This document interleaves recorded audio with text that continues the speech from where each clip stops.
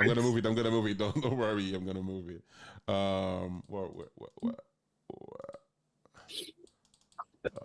Why? Oh, chat box. Okay. Okay, perfect. Okay, I'm gonna start in French a little bit, Wesley, just to introduce everything, and then we're gonna have our little chat. I hope you guys will enjoy it. Donc les amis, donc vous êtes dans un épisode un peu spécial du mois cast, un épisode particulier qui sera 100% en anglais. Hein. Je reçois Wesley Louis, qui est le créateur de Mighty Grand Piton. Alors pour ceux qui n'ont pas la rêve de Mighty Grand Piton, je pense qu'on vous montrera durant le live le trailer, histoire de vous remettre un peu dedans. Mais ça, on fera ça au cours du live, parce que je n'ai pas préparé les choses, voilà, tout simplement. Mais voilà, donc l'interview sera en anglais et vous pourrez la retrouver traduite, sous-titrée ensuite sur les différents réseaux. Donc là maintenant les amis, je vais switcher en anglais. Soyez gentils avec moi. Be nice, be kind, because you know my English is not that perfect, guys. But I really wanted to make that interview because it was so important to me. Because I think the project, even just the trailer, changed a lot of things for a lot of people. So I'm really happy to have you with me, Wesley. Thank you, man. I'm honored that you actually invited me to do this. So yeah, thank you. And don't worry about you shouldn't worry about your English. Your English is better than my French. Okay, thank you very much. At all. So yeah. Yeah. I wanted to make this interview even if we have the language barrier, because I think Mighty Grand Piton, we're going to talk about it a little bit later, but I think the project was very impactful for people from the Caribbean, and we know that Caribbean now is like Spanish-speaking people, English-speaking people, and French-speaking people, and even if I am not from St. Lucia or Jamaica or else, I felt seen and understood when I watched the trailer. So that's why I wanted, even if we are not from exactly the same highlands, I wanted you to be there, because I think we have so much in common and to share. So Wesley, can you introduce yourself for our audience, those who don't know you, who don't know your work? Yeah, sure. My name is Wesley Louis, and I'm a founder of a studio called The Line Animation, which is situated in London. Well, I'm not the only founder. I'm founded with 5 other guys. Like a co-founder? Yeah, co-founder. Yeah, that's what I should say. And my day-to-day is basically directing, kind of doing commercial work, music videos. I trained as an animator and moved into directing. I've done storyboarding and character design as well. So basically my whole kind of, I guess, business is animation. Okay, so you're working in animation, and 5 years back you released the trailer for a project called Mighty Grand Piton. Can you explain to us what is that project? What is the story? What is it about? Yeah, so it's basically like a short film in the style of a trailer. So just to give you people some context, like a lot of times when we make short films at The Line, sometimes you can't get an entire it can take a while to get like an entire story, something. So if I was to make a proper short film, it probably would have been like 10-15 minutes long. And that takes a lot of time and resources. So sometimes we'll make a short film in the style of something. So we've done, for instance, a music video a short film in the style of a music video. So that would be Imran Morden. I did a short film, Super Turbo Atomic Ninja Rabbit, in the style of like an intro for a 90s animated cartoon. Piton would be like a short film in the style of a trailer. So it's like kind of getting maybe the best bits and just putting it into one thing. But the intention was always, as I kind of came up with the idea, is to do something longer with it. And I've always to make something based in the Caribbean, specifically Sainte-Lucie. That's where my family's from. That's where my parents are from. But I never could find a proper story, or I think my thought process was probably doing something like that was like, I don't know, some sort of social commentary on like I don't know, poverty or or some like the usual sort of thing. And then I was working on a project a few years ago, and it had like lots of giant mechs and stuff in it, and I was doing like a doodle just around. I did a robot. I had headphones on, and and then I colored him in the kind of St. Lucian flag colors, and I did a little boy, and then I posted on Instagram, and I said, "Oh, this is Grand Piton, and he's like he's a mech, and he can only speak a patois or in Creole." So, and then I think something clicked, where I'm like, "Oh, this is the story I can tell." Like, it's kind of giant mechs, anime-esque, wide sort of thing, and I'm like, "Yeah, why don't I do it?" I even put in the caption, "Now Caribbeans like robots too," right? So, I think it just set me on this path of like, oh, it doesn't have to be like some super serious story. It can be like fantasy. It can be anything. You know what I mean? So yeah, that's the kind of inspiration. And you said that the goal was to make something longer. Did you had at the moment the ideas of making like a crowdfunding, or just to be seen by some producers or some network, or what was your idea, the idea behind the project? I think at the time we wasn't thinking about crowdfunding. Maybe we should have been. We were. I think typically when we've made shorts, we just kind of, because we're like 6 guys who were just like, this is such a cool idea, let's just make it. We were never thinking of it from a business perspective. When we made our initial shorts, it was always like, this is cool, we have to make it. I think Piton was the first time it's like, right, what do you want it to be? It's like, well, okay, I want it to be a series. It doesn't have to be. So it's like, if we make something short, it's not, the mandate isn't it has to be something longer. But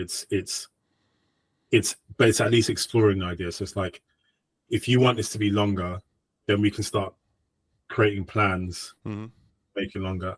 So the initial short I made, I wanted to kind of expand it into like a series. We wasn't looking at crowdfunding at the time, because I think we had a lot of interest from different streaming platforms, pretty big ones. Different film companies as well. So at the time, when you make something like that and you've got all this interest, you're thinking, oh, this is just like a walk in the park. It's really it's not that simple at all. But like, so I think that's why crowdfunding was probably at the back of our minds. It's something that we're exploring and thinking about, but it's like, I think with this project as well, I really wanted to, push the quality of it, and I want it to be quite high. So I think there's a slight fear for me personally that, you crowdfund it, you don't want to kind of ask too high, you don't reach your target, but you don't want to ask too low, and then you can't put out the thing that you want. Because one of the important things for me is that, because it's like quite a unique project in terms of its setting and where it's coming from, I want the quality to be high, really high, like really, like, because we don't have enough of those. Well, okay, so you got a kind of pressure on your back.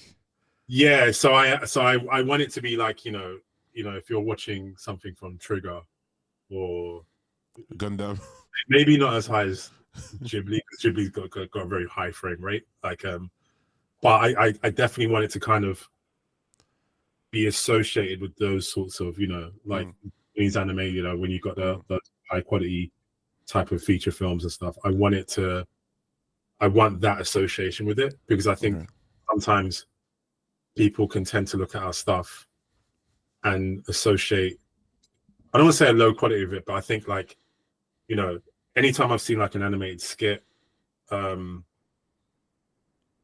like I guess maybe what I'm trying to say is like, you know, that region isn't probably known for animation, so it takes a while to build up. And like Yeah.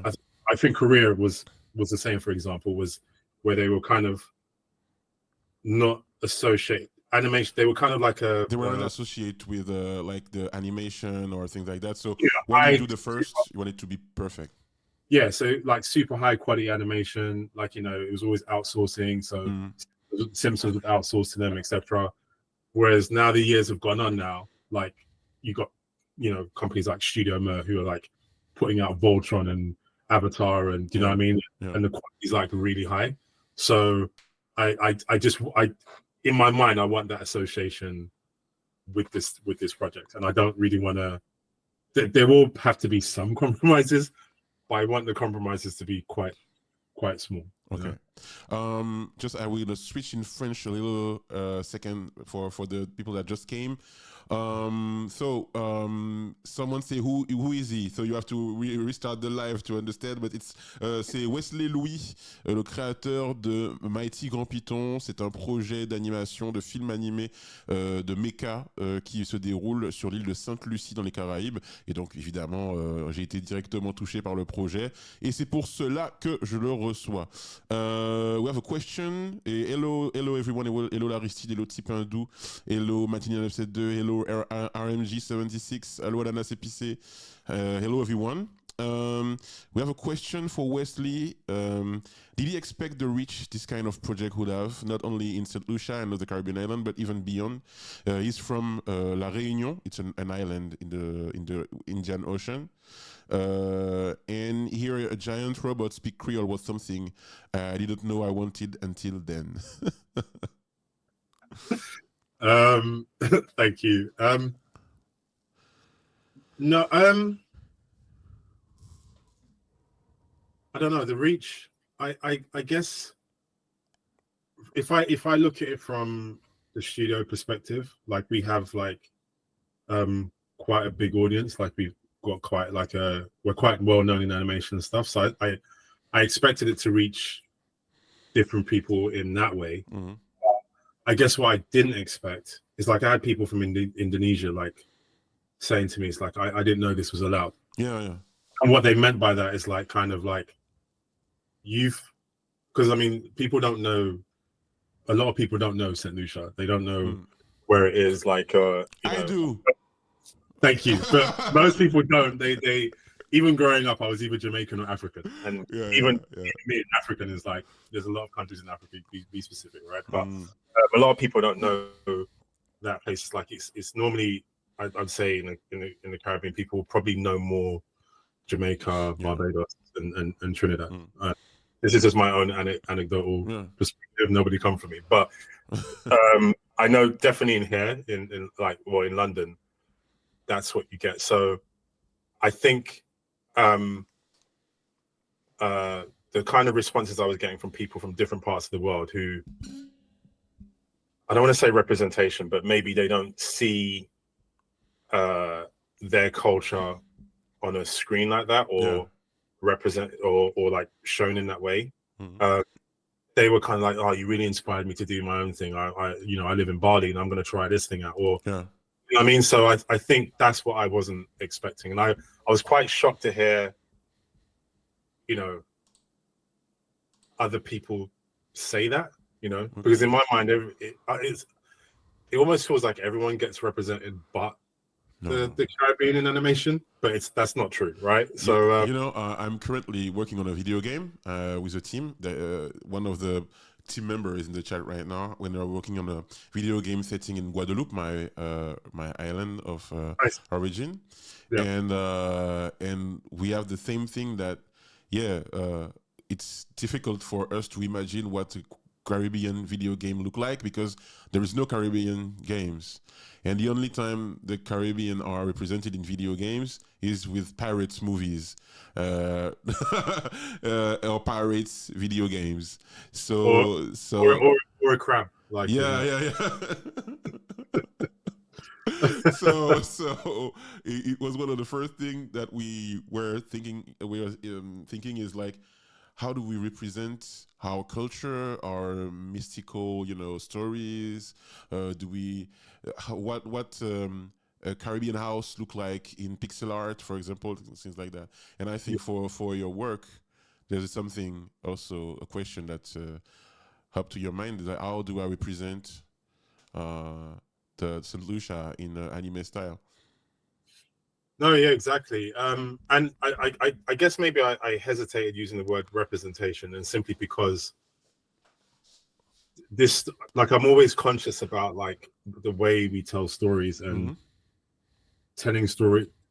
Like, I know there's like this whole thing now happening with woke culture and, almost kind of injecting things for the sake of it. But honestly, for me, I'm just telling a story from my perspective. So one person might look at Piton and be like, oh, that's very diverse. But I'm like, well, it's diverse for you, but it's not diverse for me. Like I grew up listening to this sort of music or eating this kind of music, food or whatever. So for me, it's literally just me. Like, one of the things that writers always say, and I'm not a writer, but I've heard this from writers, is like, write about what you know about. And when I was younger, I was always doing comics.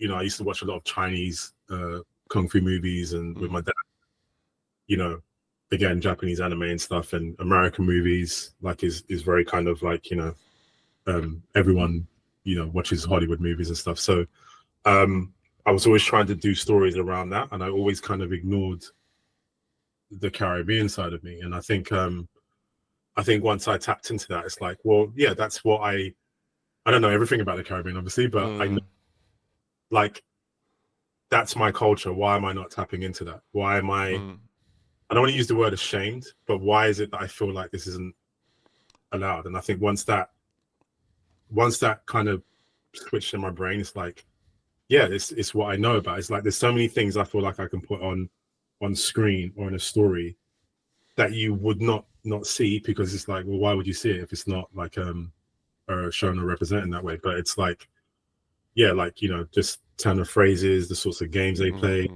all that kind of stuff. I want to be able to kind of put it in and in a bid to support the story, because sometimes people might make something just so they can represent themselves, whereas I want to tell a really good story that just happens to be set in Sainte-Lucie. Yeah.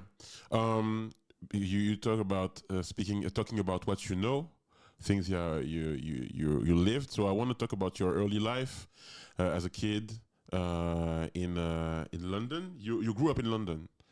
Yeah, that's right.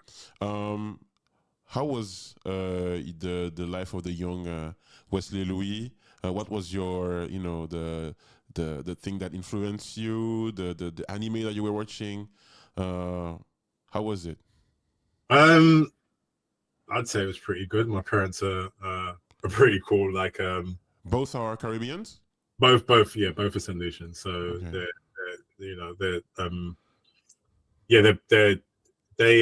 So I got two brothers, well, three siblings. But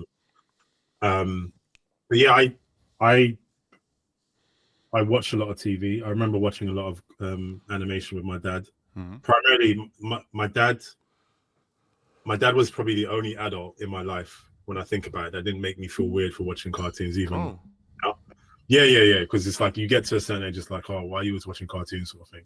So it's like I would have people looking at my portfolio of work, and it's like, well, anime inspired. But then I'd go and watch an animation, and they're like, well, why are you watching this? And they couldn't make the connection, sort of thing. It's like my dad, we would watch, everything, Tom and Jerry, Mickey Mouse, anything Disney movies. Yeah, Dragon Ball Z.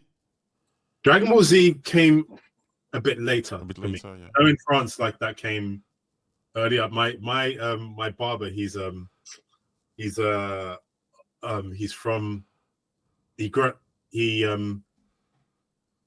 Congolese, but he was raised in France, and he was saying, like, there was is it Saint Seiya? Because that never came. Senseiya. He said that was super popular, and then Dragon Ball came, and it just eclipsed everything, like, in France. In France, yeah. I think that Senseiya is still very popular. Yeah. In French, yeah, le Chevalier du Zodiac pour le chat. Chevalier du Zodiac, Senseiya. Yeah, it's pretty popular, but yeah, Dragon Ball was like a phenomenon. It's like a religion. Yeah, RMG say Dragon Ball is a religion in France. Yeah. And the irony of that, so the first time I saw, because Dragon Ball wasn't playing over here, so the first time I'd seen these kind of characters with like spiky yellow hair and stuff in like publication we used to get called Manga Mania. So it'd have like news on different animes and stuff, and then it would have like a comic excerpt from like Appleseed and Akira, but it would but that's my only kind of that's the only time I knew. And I think when I was about, I want to say I was 13 or 14 years old, went to an exchange trip with friend Dexter. Like I think his mum organized it. It was with the Waltham Forest Council. So it's like a kind of borough in London, and they organized this trip for artists to go to France and just draw and paint and stuff for a week. So it wasn't just so it was British people, Spanish and French, and it was in Montpellier. Oh yeah, Montpellier. Yeah. And we went to this is a geek city in France now, Montpellier. And that's what people keep telling me, because I went. I mean, that was years ago. Like I was, but that was. We went there, and then we went to a comic shop, and it was like the first time I didn't realize like comic shops existed like that, in the sense of like you have lots of shops dedicated to comics. We had one in London. I think we had. Well, at the time we had one called Forbidden Planet, but that was Forbidden Planet, very famous in the world. Yeah, but there was nothing else. Now there's Gosh Comics, and to be honest, I haven't been into a comic store in a while, but I know there was Gosh and Forbidden Planet. Those were my two favorite. But in France, there was loads. I was like, this is weird. And I remember walking in, and there was a shelf of like kind of manga comics, and Dragon Ball was there, and I picked it up, and I was like, I picked up 2 copies, 2 French ones, and there was 1 or 2 Japanese I couldn't afford to buy anymore. And I was hooked from then. So I think that was my kind of window into Dragon Ball, like because I went to France. And then the other thing with mangas, like I used to watch Thundercats, even though it's an American production. Thundercats, yeah. Right, I noticed there's something different about it, especially the intro. Samurai Pizza Cats. Samurai Pizza Cats, man. Yeah. Samurai Pizza Cats. Guys, he knows, guys. Ulysses, Mysterious Cities of Gold. So all these kind of productions that had something, I didn't know what it was, but it was different from like Disney. It felt different from Defenders of the Earth or from Mask. And I think I made the connection that it's Japanese through Samurai Pizza Cats because of, I mean, that's like a very, very Japanese thing. Yeah, the settings, the architecture. The settings, the dress and stuff. And I think that's when I started to make this sort of connection. And I think even with like things like games like, Street Fighter, and, I was a massive, Street Fighter was like a culture in my school. You know what I mean? Like, so I think that's where manga really started hitting for me. And as you get a bit older and stuff, I remember I might have been about 14, 15 years old, and I got I saw my first like feature length anime movie, so Fist of the North Star. Then I saw Akira, and I saw one which I realized at the time I probably shouldn't have been watching, but one called Uratsuki Doji, which was kind of like falling into hentai kind of territory. Right? It's but the thing is, all these films you could buy them in like bookstores, so it wasn't like it was hidden or anything. So you like this cartoon, you put your tape in. They call Eichi? Yeah. What do you mean? No, I think this kind of the mangas that are almost hentai, but not really hentai. Yeah, it's like not a School of the Dead is something like that also. Yeah, it's not exactly hentai, but it's close to, right? Yeah. So you're watching it, and then you put it in, and something happens, and you're like running to take the tape out of the, because your mum is gonna walk. So yeah, so I think that was like and then we had things like, because everything was VHS at the time, and it was like watching like we had this company. There was a company called Manga Entertainment, so they did all like they distributed all like animes like Ultimate Teacher and Diver, and there was quite a few like Mars, Venus Wars, Project A-ko, Vampire Hunter D. So I think around that time I started to hone in on, right, oh, this is anime. I still love Disney and DreamWorks and all that kind of stuff, and I still watch those things, but my personal style is more like, it's definitely more anime influence. And I think when I discovered Dragon Ball, I think for about a good 7 years I was almost exclusively influenced by Toriyama's work and Otomo, like and Masamune Shirow, who did Appleseed and Ghost in the Shell. So Ghost in the Shell, yes, in France is also a religion, and all the references are pretty appreciated by the people in the chat. We have Ananas Episic who said Vampire in 3D, yes. Captain, we have a famous YouTuber in the chat, Nexus 6, YouTuber on talk about sci-fi, etc. And he make movies too. And nice. He say Venus War, nice. Venus Wars. Check them out. Yeah. You told us about some of your influences, but what influenced you to become an animator, like to get into art? What influenced you to get into art? When did you start drawing your first doodles, and you said, hey, maybe I wanted to do that as a job? I don't know. I think I just always, like, I've been drawing since I was probably like 4 or 5 years old. Like I was interested in doing it. So I don't think it was I want to say in a roundabout way, it's my dad. It's like my dad doesn't draw, but he was quite, I would say he's quite creative in the sense of like he could, very good with tools like handyman and stuff. So he was good at carving stuff. I remember one time he started trying to carve like a woman's shape out of wood, and he was doing it really well. Like he'd never done it before, but he just, oh, I'm gonna do this. Or he made he made a bed for him and my mum, and like he carved each post, and each post had like this really intricate detail and stuff. And it's like, and I was like, oh, Dad, when you learn to do that? It's like, oh, I just tried it out just now. And I'm like, what do you mean you just, you know what I mean? It's like you don't just carve something out of wood, you have to learn it. But he's like, if he sees something, you can kind of just do it. You can just figure it out.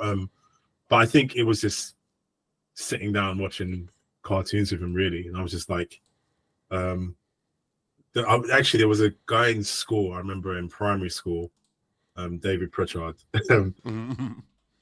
He was like a really good like draftsman, like drawer, and like he'd come in drawing pictures of He-Man and stuff, and I'm like, so I would go and home and try and draw He-Man as well. He was almost like kind of like we were the two drawers in school, sort of thing. And like Goku and Vegeta. Yeah, a little bit. I would say he was more Goku and I was more Vegeta. You were like a little hater. Yeah, but I learned a lot from I remember, like when kids draw, they do this thing where they do the head, they do the body, and then they do the arms coming out the sides. They don't shoulders. I remember he was the first person when he did a drawing. It's like the arms were at the shoulders. I was like, oh, and I remember that like vividly. Maybe my first, if you like, drawing lesson. Even though he wasn't like, oh, this is how you do it. It's like, I saw him do it, and I'm like, oh, I'm doing that. So, I haven't spoken about that for years, actually. I don't know. You're bringing something out of me, man. Yeah, like I think that was my earliest memories of like getting into drawing and stuff. But I was always doing stuff. I would do stuff when I was younger where again, we don't have, now we have Google and YouTube, and you can like snap a shot and slow-mo things down. But I had like, videotape, put it in, watch something, press pause, and then try and draw it, I even tried to do a Fist of the North Star comic where I was pausing frames, then drawing it with a biro, and I've got it somewhere. Like it's falling apart, but I have it somewhere. But oh, you keep all that things like a little treasure. I started keeping my work from about I want to say 10, maybe 11 years old, because someone said to me, because what I would do is I would draw stuff and I would, oh, it's rubbish, and I'd throw it away. And someone said to me, I can't remember who said it, but I was told, oh, you shouldn't do that. You shouldn't throw your stuff away. You should keep it, because it might be important one day. Do you know what I mean? Or it might be don't throw your work away. I don't know who said it. I cannot remember who said it to me, but someone said you shouldn't throw your work away. So I just stopped doing that, throwing stuff. I understand. That's important to keep what you've done before, because you can see the evolution of your work. You can see how the thing that influenced you evolve with time, etc. But I wanted you to show us what you have behind you, because you're behind you, man. Oh, This is so impressive, because I am a collectioner myself, a collector. Yeah. And I have a lot of comics and action figure, etc. And I would like you to show us a little bit, quickly what you have behind you.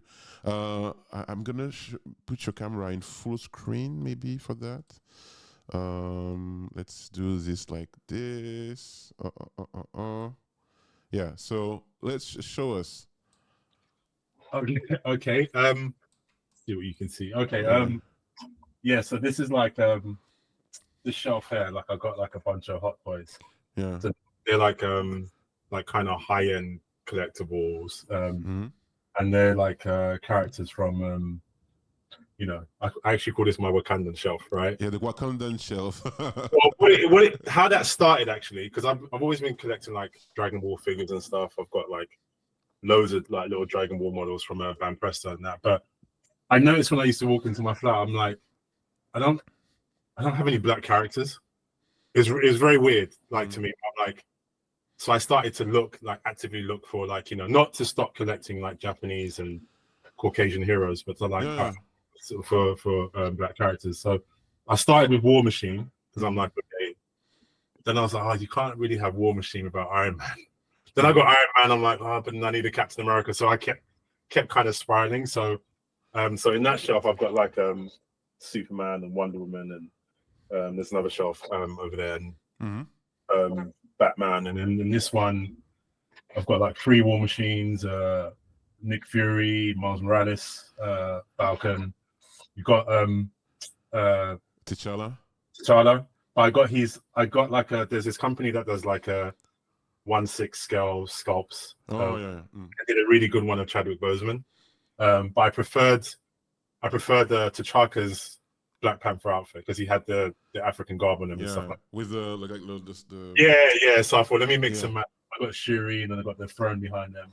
You won't be able to see it from here, but I've got actually at the top I've got Blade, and I've got like a Black Panther mask at the top, and then on the shelf I've got like Kira comics, I'm not staying long. lots of Ghibli books here, lots of Gainax, and Shido Gainax and Trigger kind of Groundworks books. So Groundworks books are like where they take the animation and they just kind of show you all the frames and how they make it. So I've got one from Kill la Kill, Gurren Lagann, which I love. Oh, Gurren Lagann, yeah. Yeah, and then Last Man. I don't know if you've heard of that. It's a French comic.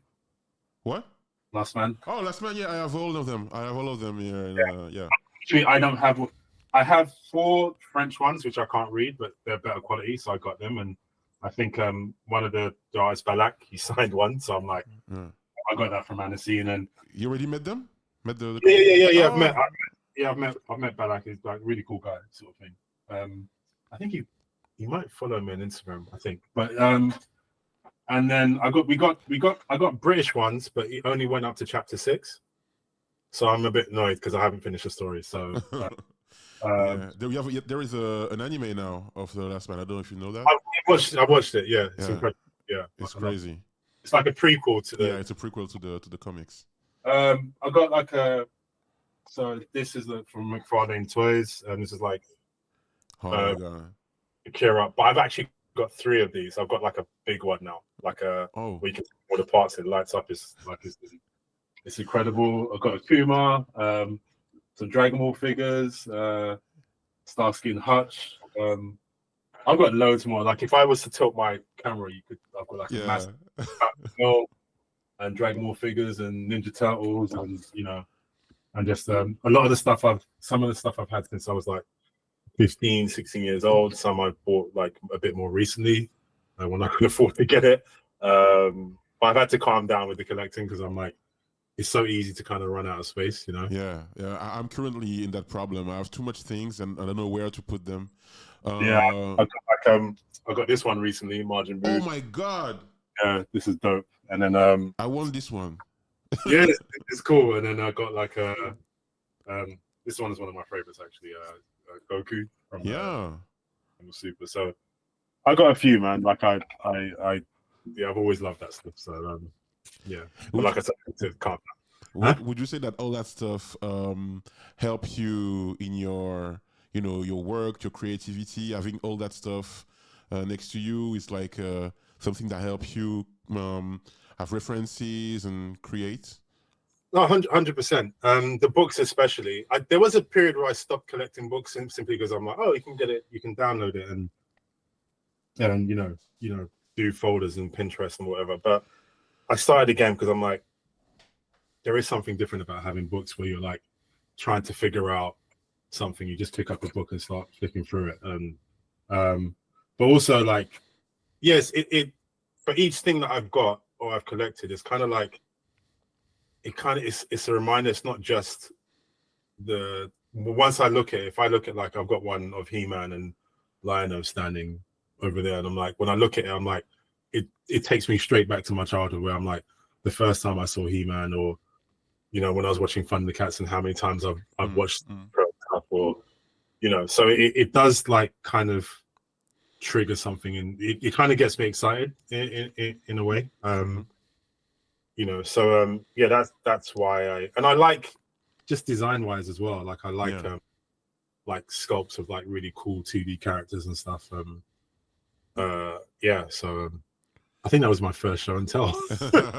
Yeah, but I like that because this is something I have never done before with a guest of my podcast. But sometimes what people possess, the objects, the toys, the books, it says a lot about who you are and how you became the person you became. Yeah.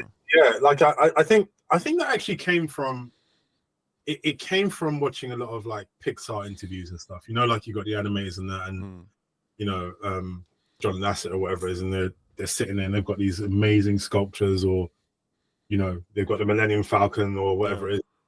Like, and there's a lot of stuff that I collected when I was younger, but I had no space for it, so I put it in storage. I'm like, one day I'm going to have an office, and I'm going to be able to display all this stuff. Like, where I live, like, because I live in a 2-bedroom flat sort of thing. Just one of them rooms, I just made it like this room, like I actually made it my office. I'm like, all right, now I can put stuff up and put posters up and all that kind of stuff, and frame it nicely and make it feel like when I walk in here, just feel like an inspiring like space, just to remind me of like why I'm doing what I'm doing. Someone told me being an adult is having enough money to be the kid that you always wanted to be. Yeah. Because when I was a kid, I always wanted to have a lot of toys, Spider-Man toys or comics or things like that, and I didn't have enough money to afford all of that.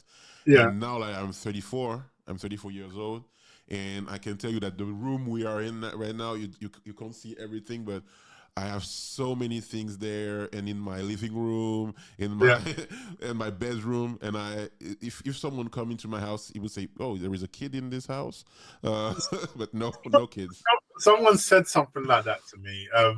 So my bedroom, I have nothing like that. Like my bedroom's completely clear. The walls are because I think when I come in here, I get like a bit of maybe an endorphin rush, or like like it wakes me up sort of thing. So I want to have it in and I have a little bit in my living room. So I got like a replica of Thor's hammer, and I've got Captain America's shield on the wall, and like stuff like that. But I think this room was mainly for me to be like, all right, to be inspired and just like, you know, just remember why you're doing it. And sometimes it's such a weird thing because sometimes I'm like, you know, I'm done with this, man. Like this is so long, like trying to animate whatever it is and that. But then and I sometimes think, oh, am I not interested in animation anymore? But then I pick up one of these books and the same excitement I got as a kid, like the same sort of feeling, like it comes back into me. So it's more than just like, I think for me, like, you know, because I think, yeah, I'm the same. When I was a kid, I wanted to have all these toys and I couldn't have them. I had to be very, you could only have like one on your birthday or Christmas sort of thing. And you have them and you play with them. But as I got older, it's more like, okay, the things that I collect is like, oh, this is a really cool sculpture. It's a really cool design. It's for memories. Maybe when you're a kid, it's for fun. But when you grow up, it's for memories. It's for remember things. Yeah. And we've like, so I've got a sculpt. We've got a sculpt of Grand Piton in the studio. And it's quite big. It's heavy. Oh, really? Yeah. First Piton toys. Yeah. Like we're actually thinking about like, you know, how can we, you know, if there's demand for it, maybe like just like get like a mold, like a proper vinyl, and like do like a collector's item or something, and sell it. Like maybe do 100 of them, and you know, if people want to buy them. But there's that. We've got like Ninja Rabbit sculpts as well. So we got the tank. We got the rabbit and stuff. We had a 10-year party last year, and 10 years. Yeah, for the line, and we had most of our characters like sculpted and displayed on like plinths of like, you know, you couldn't touch them, but they were like in boxes and that, and it went down really well. And it's like that's so exciting for me to like, you know, to be able to draw something on paper and you get like a really you know, people to kind of sculpt it and, you know, in 3D and print it out and stuff. So yeah, that's a blast for me, man. Like, that's amazing. Yeah, you must be really pretty proud of that. Yeah, it's like, you know, the idea, like I've been meaning to kind of post about this, but the idea, there's this I don't know if you've anyone heard of an artist called Sean Galloway Cheeks. Oh no, I don't know that. He's like based in LA, like he's a famous one. He did this thing called there was a Spider-Man series that he did the designs for. It was Spectacular Spider-Man. So he was a character designer for that, and he would do these sculpts. So he had this kind of sculptor called Irene Matar, I think her name is, and she would do these sculpts for him for his like kind of original IP, like Baston's 7 series, and he would sculpt stuff. And I'm like, that really inspired me to like, you know, when I draw, I want someone to sculpt my stuff. Like, I think before that, you know, the Disney sculptures. So again, you see Glenn Keane talking about Pocahontas, and he's got like a beautiful kind of clay sculpture of like Pocahontas and that. I cannot remember the guy's name who did those sculpts, but I think that really kind of inspired me to get those kind of things. So it turned from like maybe figures to like actual sculptures where, you know, and the Brand Presto figures, like if you like Dragon Ball, if you check those out, like you can get them on Amazon. They're quite cheap. They're incredible. Like, and they've even got like something on YouTube where it shows the sculptors sculpting these kind of Dragon Ball figures and, you know, their philosophy behind it and drawings. Like it's incredible. So I see it as little works of art as well. So it is. I will start watching a little bit of chat because people write some few things about what we are talking right now. Someone said Gran Torino from Starsky and Hutch, Ford, amazing. Someone said, "Oh, you spoiled the last man." You spoiled the last. Well, it's okay. We're gonna cut that on the podcast. Gayu said, "I need a bookshelf like this with the things I'm passionate about, food and books." Yeah, I understand that. What we have then? Is that Hot Toys in the shelf behind? Is it Hot Toys? Yeah. Those are Hot Toys. So yeah, like I was getting a bit like silly collecting them and spending maybe way too much, but so I've calmed down now. But I do want to get like Shiri Black Panther, and I also want to get when it comes out, what's his name, Spider-Punk from the Spider-Man movie. Yeah. Okay. Well, Black Spider-Man Noir. No. Spider-Man, the Spider-Punk. So in the last Spider-Punk, yeah. They've got like a really cool figure for him. I'm like, oh, I have to have that. But the design of Spider-Punk is awesome. Yeah. He's like, it's Boyega. It's Boyega, the actor that voiced him, I think. No, Daniel Kaluuya. Kaluuya. Okay. I have before we talk about Mighty Grand Piton, I have a few questions about your connection with Sainte-Lucie, because you were born in the United Kingdom, in London. You live in London, and I would like you to know your parents. Are they from the Windrush generation or no, not at all? No, I wouldn't say they're Windrush. Yeah. Okay. No. My grandmother, my grandparents, yes. Mm-hmm. My parents, no. My gran moved here, and then she sent for. So I think my mum came here when she was, I want to say 15, 16. Mm-hmm. So my came out here. Mm-hmm. My great gran was looking after my mum and her younger brother. So my gran basically, she came to work here with her sister. Her sister came here for a year. Mm-hmm. I like it, and moved back because it's just too cold. Mm-hmm. But my gran kind of stuck it out, and I think as she came here, got remarried, and sent for her kids one by one. So my mum and my uncle Peter were like the last. So I want to say my mum came here when she was 15, 16 years old. Okay. My dad came here when he was in his 29 or 30. Oh, okay. Yeah, So, late. Mm. Yeah. And so they still have a big connection with Trinidad, with Saint Lucia. Sorry, with Saint Lucia. I wanted to know you as from Caribbean origins, but living in the United Kingdom. What are your ties with Saint Lucia? How do you live your Saint Lucian culture in England? I would say it's almost non-existent now.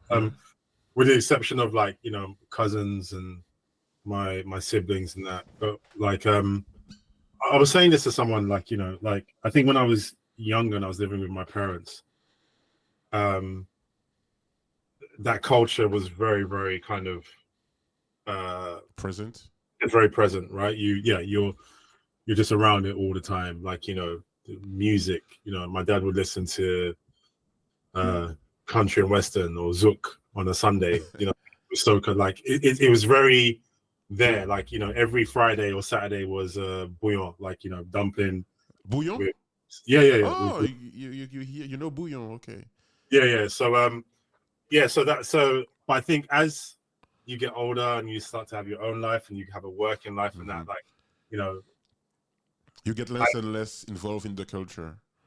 In the sense of like just day to day. So like, if I'm working 8 hours a day, I'm spending not the studio isn't mostly British, but I would say mostly Eurocentric, European. We have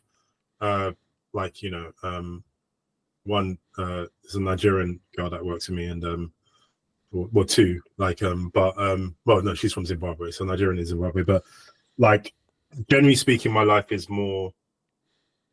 I've had to kind of almost actively go into Caribbean. So like I've got like quite a few Guyanese friends, a couple of Dominicans, and when I catch up with them, it's like soca parties or maybe going to Caribbean restaurants to eat and that, and whatever. And now for the last 2 or 3 years, I've been actively going to St. Lucia at least 2 or 3 times a year.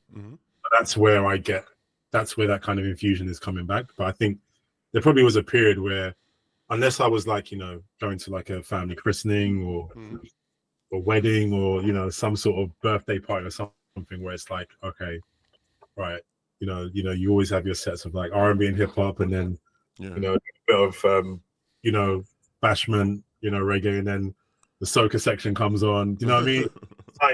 It's like, I wouldn't say I'm completely disconnected, but I noticed that I wasn't as connected to it as probably, early 20s,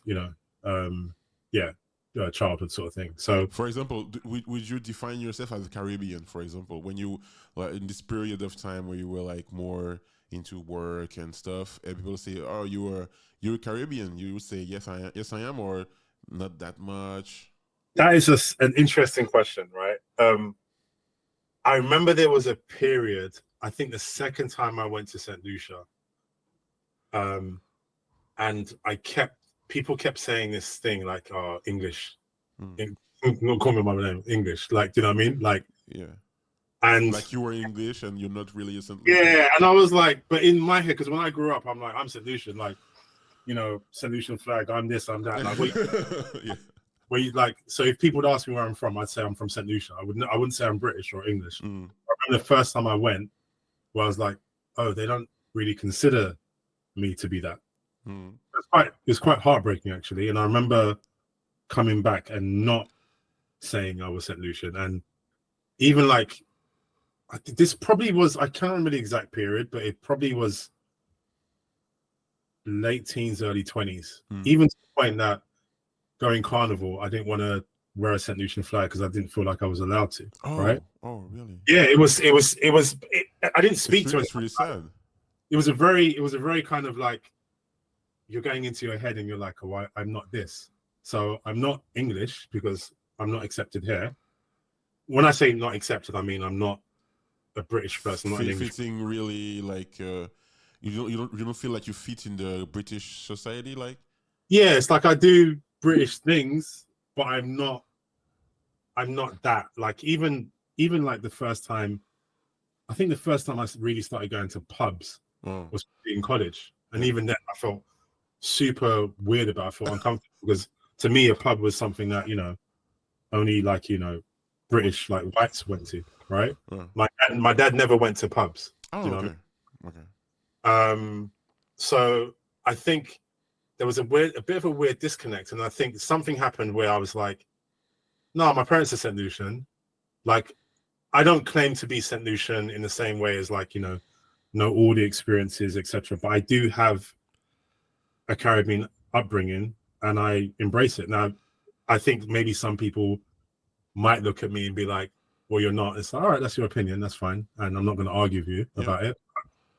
I know where my roots are, and I think it kind of helped to ground me. So, like, yeah, St. Lucian flags all day long. It's interesting because it's like, I think I was saying this when I spoke to you last week, like I was, it was, he's an impersonator, and there was like a clip on YouTube or Instagram, and they were talking about, is it curry goat? Is it curry goat? Oh, sorry. Is it curry chicken or chicken curry? Okay. Like, how do you say it, right? So, what's his name? I think his name is Maja. He does loads of impersonations, like really good of like Caribbean accents. And I think he said, like a Saint Lucian humorist. Huh? Is a Saint Lucian humorist? He's I don't know where he's Maja Hype. I don't know where he's from actually. I'm not sure where he's from, but he said that basically what he said was only Guyanese people say chicken curry. Yeah. I can't remember what he said. And then it sparked this debate of, but they're not Caribbean. And I was like, wait, what? Like, oh yeah. We talked about that. Yeah, so I was like, I was like, what do you mean they're not? And I remember speaking to my friend, like he's Guyanese about this, and he was like, yeah, this has been a thing for like. I said, but if you're not Caribbean, what are you? Now I know Guyana's not in South America, but I'm like, so I understand it from a logistical point of view that all right, you're not in the Caribbean, but I'm like, but they are, to me at least. Like, I don't want to come into the conversations like from my perspective, I'm like, what are you then? You know what I mean? Like, there was a show that used to play in London in the 90s called Desmond's. Yeah. I watched it. You watched it? Yeah. I really liked it. Yeah, so it's like it's basically like a you know, Guyanese immigrant who that came to maybe I can explain to the sure. So les amis, on est en train de parler de Desmond's. Donc Desmond, c'est imaginez le prince de Bel-Air, Fresh Prince of Bel-Air, mais avec des gens de la Guyane, de Guyana, et des Caribéens, d'autres îles, etc. Et ils discutent, il y a des vannes et tout machin, c'est très marrant. Et ça se passe dans un salon de coiffure. And the hair, it's a barber shop. Yeah, it's a barber shop. In Peckham. Yeah. And yeah, I watched it and I was like, yo, why don't we have that in the French Caribbean? That kind of show. We never had this kind of things. I mean, for one, that sort of show. When I look back on it, like that sort of show being made at that time is wild to me. I don't know how they got that greenlit. Like, but it's like, and to me, it was just normal. I'd watch it, sit there and watch it with my family. There was two shows. There was that and the Real McCoys, and they were like, Caribbean shows. Even like on the Real McCoy, they would have like skits where, they would take popular BBC programs, like like there was like a big celebrity personality called Bruce Forsyth. He's passed away, but very big British icon sort of thing, and they would have him talking on a game show, but then dub his voice with patois, Creole sort of thing. So it's like, I thought this was normal, but how many 20, 30 years later, like, oh, that's actually quite unique. But the reason I bring up Desmond's is because even when I was younger, I didn't really perceive them as Guyanese. I just perceived them as Caribbean. Like I didn't.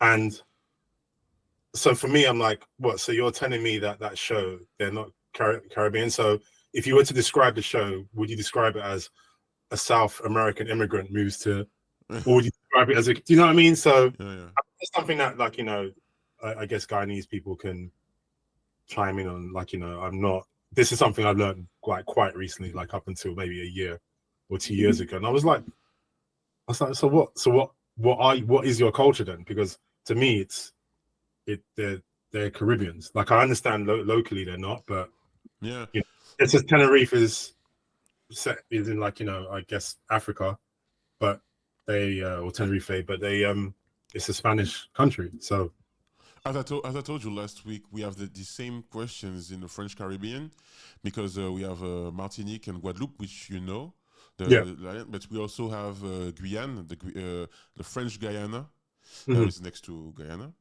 And sometimes we say they are from the West Indies too, but they say we don't really know because we are from South America. We have ties with Brazil in South America, but at the same time, their culture, the Creole, everything in their culture it's shouting Caribbean. Well, yeah. When does something actually become your culture and become yours? Like, I didn't know in Guyana they had like a big kind of cowboy rodeo.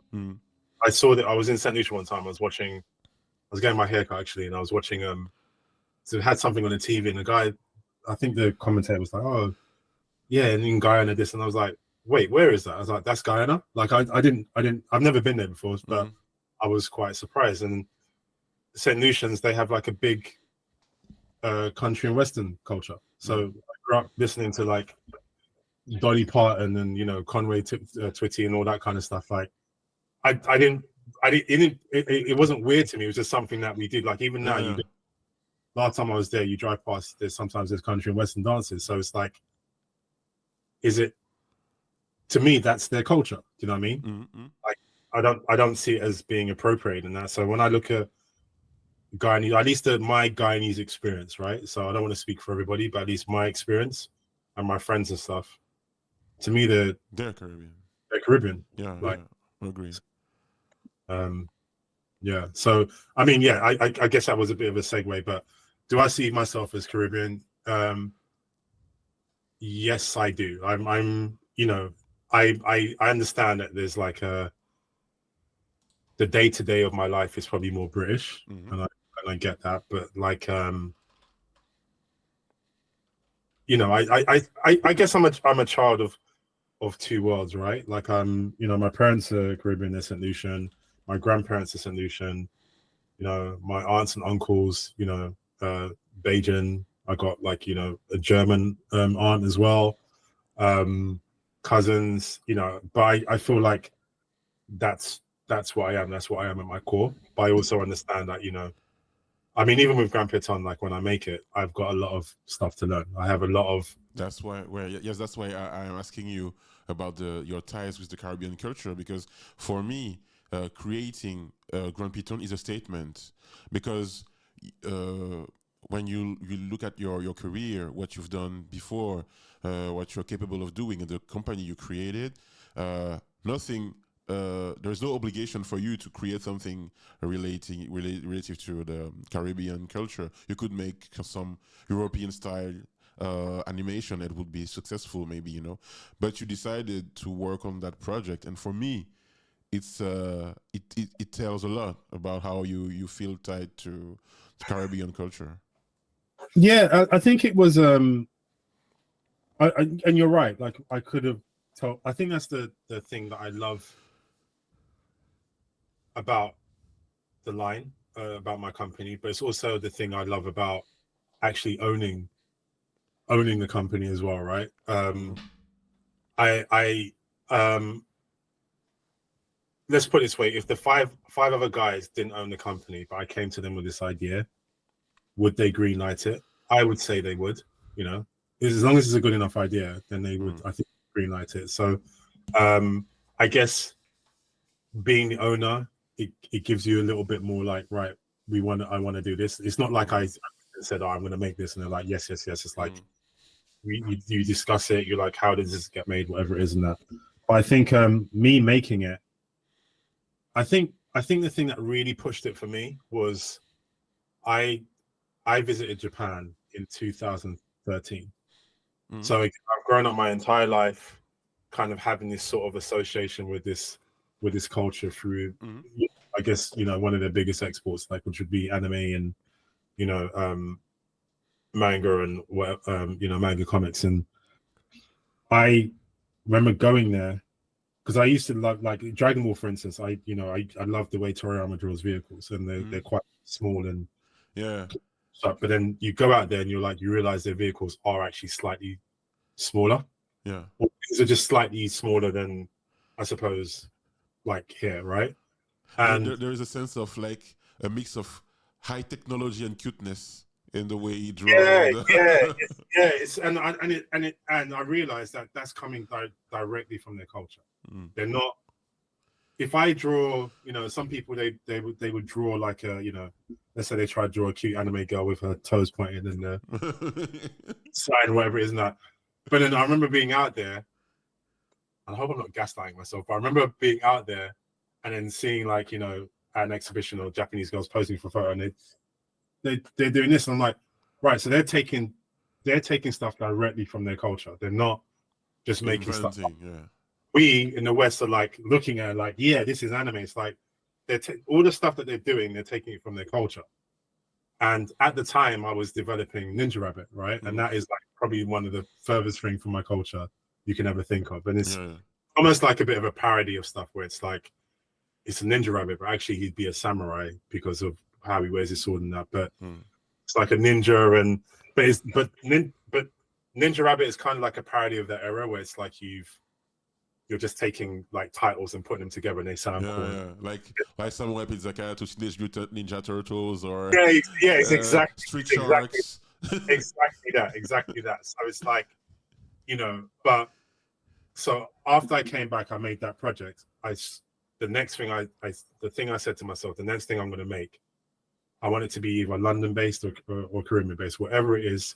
I want to draw from my culture and get that, you know, if there's like a cute thing that, even if I can't see it yet, like once I go there and start researching, so, oh, we do that and we do this, I want to kind of put that into my work, because everything you see in Japanese anime, they're taking it from their culture. And I thought, right, I need to start taking stuff from who you are, my culture, whether it's from London or, you know, or you know, the Caribbean. Even, and it's not to say that I would never make something Japanese, or, you know, I mean, there's stuff I have done commercially, but with the line that I've directed that is like very Japanese or like very far from my culture. I don't have a problem doing that.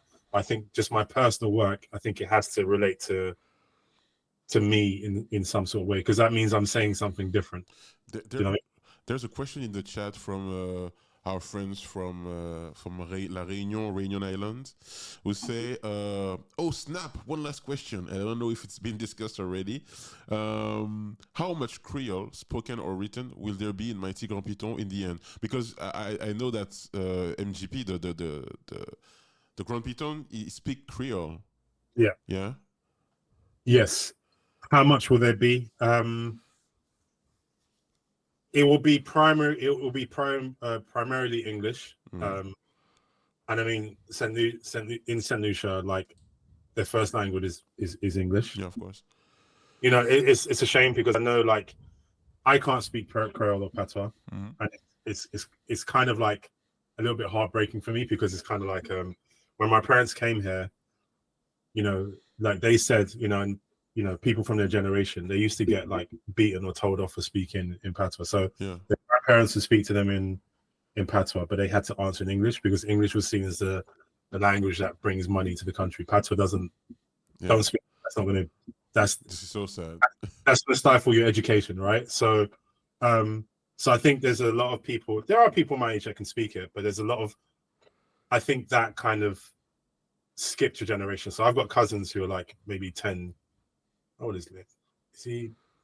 Yeah, 10, maybe 15 years younger than me, who can speak it because his grand only spoke to him in that way, and I can't, right? So, so I know in Saint Lucia the first language is English, but I do want to definitely have Creole in there. So there will be turn of phrases and stuff. Grand Piton himself will speak in Creole, like he will communicate in Creole, and I think that's something I'm writing into the story. He might learn to speak English as time goes on, but I want him to speak Creole. I always had this kind of vision of him, you know, like in anytime you play like a fighting game like Street Fighter or they always shout out moves in Japanese and stuff. This idea of Connie, in order for him to activate something, whether it's a punch, he would have to say it in Creole for it to work. Yeah, like right. Yeah, I totally see that. You see what I'm saying? So like the chat, help me chat, yo. Fulguro point in you have a giant robot anime that was like in the late 70s, but it's still a hair on the hair right now. Goldorak, you know Goldorak? I've heard of it. I've never watched it. Goldorak is, I think you should just have an eye on Goldorak because it's really not the same story, but it's the relation between a man and a giant robot, which is not alive. It's more like a vehicle. Yeah. And when he wants to give like you know, punch, he say fulguro point, you know, like punch, magic punch, or I don't know. Yeah, they all do it. Like if you play Street Fighter, it's like Hadouken, yeah. Gurren Lagann is the Giga Draw, and it's fun. You know what I mean? It's like it, and I think I want to be able to do stuff like that, like and normalize it, because it will probably sound a bit weird at first, but then, you know, like even like the title of the show, people like, oh, I don't know how to. Is it Piton? Is it Python? I don't know how to say it. Is it Piton? Whatever. And I'm like, or you'll learn. And I think, you know, people have learned how to say it. You know what I mean? It's a word that was probably foreign to them, and now they can say it. So they will definitely because I want like there's going to be like Saint Lucian characters in it. So yeah, and you know, and again, it's all that thing stuff. I wanted to get proper consultancy on and make sure I cast the characters right, because one of the things is like sometimes even when you're looking for people, you know, like, you know, actors and stuff, and they'll say, oh, can do Caribbean accents. It's like, well, what does that mean? You know what I mean? Saint Lucians have a very specific way of speaking. Yeah, I think maybe a Dominican person can play a Saint Lucian character, maybe, because they're close. Similar, culture. But the patois is really close. Very close, yeah, exactly. So, you know, but just because you can do a Jamaican accent doesn't mean you can do a Trinidadian accent. I think sometimes there's a bit of hubris for people where they feel like their acting skills are so good. So just because it sounds good to maybe like this person here, it's like, oh yeah, you did a really good accent, and to the Jamaicans, they're like, yeah, like the movie about Bob Marley. See, I haven't watched it yet, and I haven't watched it for that reason, because I'm like, I get it. I get that you have to get actors that will, because as much as of a dirty word as it is, it's a business, right? And you have to think about it setting.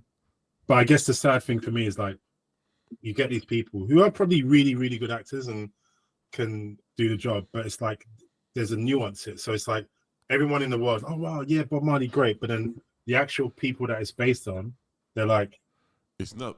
no, we don't say that, or we don't sound like that. Yeah. So it takes them out of it. And what you want is for everybody to enjoy it, including the people that you're basing it on. Do you know what I mean? So I've been very kind of like, let's just say with my team, I've been very like, this person has to be St. Lucian. If they can't prove that they can do a St. Lucian accent, and they don't have to prove it to me, they have to prove it to a St. Lucian. So maybe to my ear, like, you know, you might get someone who's quite famous and they do the accent. I'm like, well, that sounds pretty good. And then to my cousin in St. Lucia, I'm like, what do you think? How do you think this sounds like? Oh, this sounds off. then it's a no for me. Do you know what I mean? It just needs to be, it just needs to close to the core, the real Trinidad experience. Trinidad, no, so it's inclusion experience. Sorry. Yeah. No, of course. Yeah, no, but yeah, it is, because I think you can. People don't realize as much as, like, you know, I don't want to single out anyone, because I don't think it's fair for me to do that, or any kind of franchise and that. But there have been things that have come out. Yeah. I probably have done this on other podcasts, but there have been things that have come out where you've heard the accent and stuff, and it takes you out of it. It's kind of like, yeah, you just think, why don't you get a Jamaican person to play this? Or, and it's like, oh well, you know, we got this person's name because they're a global hit, and it's like, well, until you go to those people and get them, you're not going to get global hits. You know what I mean? It's like you kind of have to take a risk. But then I also understand from a business point of view, whoever's investing, they want maximum return. So it's like it's a very difficult. This is my only complaint with Black Panther. I really love the movie, and I really love the actors, and I'm a fan of the movies. But sometimes it feels like the African accent that they do is like the African way of speaking for American people. Sometimes it feels like that. But yeah, but I respect the work and what they've done. But yeah. No, absolutely. And again, that piece of work is, like, you know, it's successful in its own right. It wasn't successful just because Africans was watching it. Everybody watched it. Yeah. I saw a clip on YouTube of, like, these. I think it was in Korea, where they were kind of cosplayed as, like, T'Challa.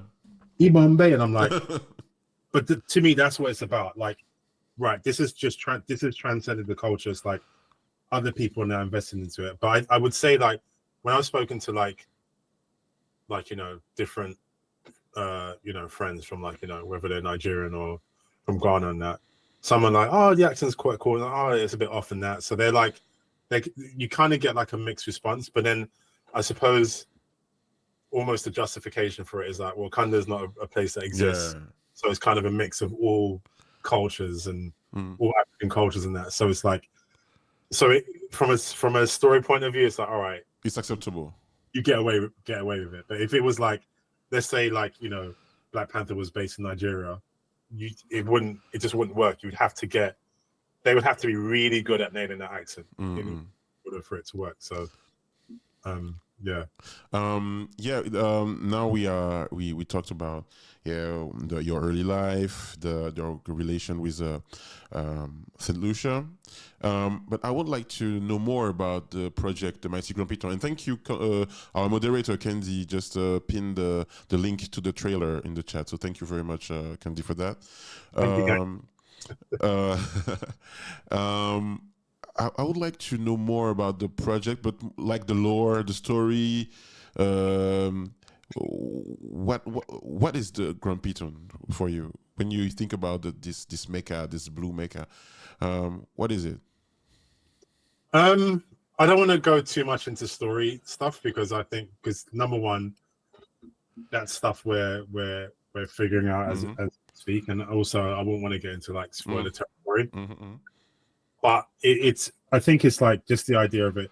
It's very kind of inspired by I don't know if I said this earlier on the podcast, but it was inspired by, like, I did say on there, but I was working on a project, a commercial project, of the idea. But I guess like the influences are like things like the Iron Giant, Gurren Lagann, Yeah. you know, Giant Robo was a big influence on that as well. Goldenar, like a few kind of mech shows where you kind of have a kid that has this kind of phenomenal power. And I think the interest for me, so I guess the premise, or the, you know, kind of, you know, kid robot, kid dragon, kid whatever you want to, that's not necessarily like a new thing, but like I guess the perspective on it I think would be different and is new. So it coming from the Caribbean. So like a good example of this would be like District, is it District 9 or District 13? I always mix it. District 9, the with the aliens. Yeah. District 9. District 13 is the parkour, the French parkour one, right? Yeah, I always mix them up. But like that film is still aliens, you know, coming to Earth and stuff, and you're used to seeing, like, you know, I guess Independence Day being one of the more famous ones, where alien over the White House, and what's America going to do about the aliens? You know what I mean? Like it's and it's super entertaining. Like I love that film. Like, but it's a perspective that you're used to seeing, right? Encounters, what's Encounters of the Spielberg one?